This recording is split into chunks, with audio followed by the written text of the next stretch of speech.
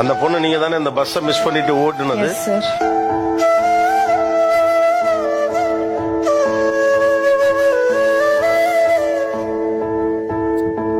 ஏன் அப்போ அது பின்னாலே ஓடணும்னு தோணுச்சு? என்ன எக்ஸாம் எழுத முடியலன்னா அவ்வளவுதான் சார். வீட்டை நான் தான் பார்த்துக்கணும். இப்ப நான் தான் படிக்கிறதே சார் எங்க வீட்டுல. அதனால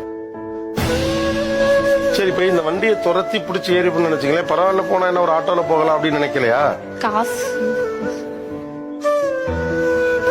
இதுக்கப்புறம் நடவடிக்கை எடுத்து சஸ்பெண்ட் பண்ணாங்க. ஏன் அவங்கள சஸ்பெண்ட் பண்ணதுக்கு உங்களுக்கு வருத்தம்? நம்மளால ஒருத்தருக்கு வேலை போயிடுச்சுன்னு சொல்லிட்டு. ஆனா அவர் தப்பு தானே பண்ணாரு. அவங்க வீட்டுல இந்த மாதிரி பசங்க இருப்பாங்க. இந்த மனசு இருக்க அதான் கடவுள். பேர் என்னம்மா? சுகாஷ். இந்த பேரே அழகா இருக்கு ഉണക്ക് വെച്ചതിനാല് അന്ന പൊണ്ണ് നീ അതായത് തമിഴ് അറിയാത്തവർക്കാണ്. അതായത് ഈ കുട്ടി എക്സാം ആയിരുന്നു, പക്ഷെ ബസ് നിർത്തിയില്ല. അപ്പോൾ ബസ്സിൻ്റെ പിന്നാലെ ഓടുകയാണ്. അപ്പോൾ ആങ്കർ ചോദിക്കുകയാണ്, അപ്പോൾ ബസ് നിർത്തിയില്ലെങ്കിൽ ഓട്ടോറിക്ഷ വിളിച്ച് പോയി കൂടെ ചോദിക്കുകയാണ്. അപ്പോൾ കുട്ടി പറയാണ്, ഓട്ടോറിക്ഷയ്ക്ക് കൊടുക്കാനുള്ള പൈസ ഇല്ല, ഞാനല്ലാതെ എൻ്റെ കുടുംബം നോക്കാൻ വേറെ ആരും ഇല്ല എന്ന് കുട്ടി പറയാണ്.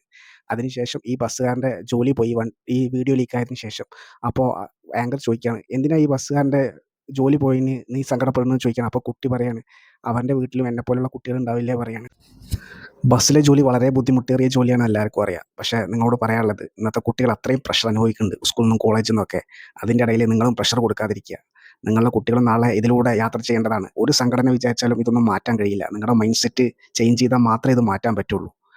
നമ്മുടെ കുട്ടികളും ഇതിലൂടെ ഇനി യാത്ര ചെയ്യണ്ടേ. എല്ലാവരെയും അടച്ചാക്ഷേപിക്കുകയല്ല, ഒരു വിഭാഗം ആൾക്കാരെ മാത്രമാണ് പറയുന്നത്. പക്ഷെ അവരും മൈൻഡ് സെറ്റ് മാറ്റിയാൽ അടിപൊളിയാവും. വെയിലത്തും മഴയത്തും ബസ് കാത്ത് നിൽക്കുക, എന്നാലേ കയറാൻ പറ്റുള്ളൂ. പിന്നെ ഇരിക്കാൻ പറ്റില്ല. ഇതൊക്കെ നിങ്ങൾ ചേഞ്ച് ചെയ്യണം.